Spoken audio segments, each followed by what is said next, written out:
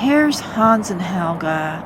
They've just climbed to the top of the Alps and are looking out to see what they can see being up so high. You can see their little walking sticks.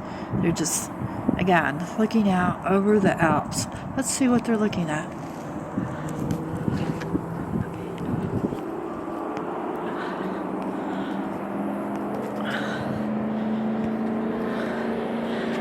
This doesn't look like the Bavaria that they know, but it's not. If you look down here, you can see where it says Manhattan.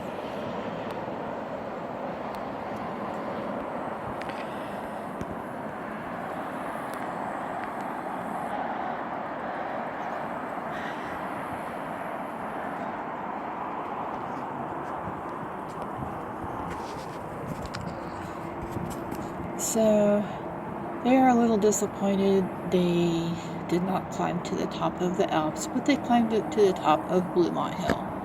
So stay tuned for their next adventure.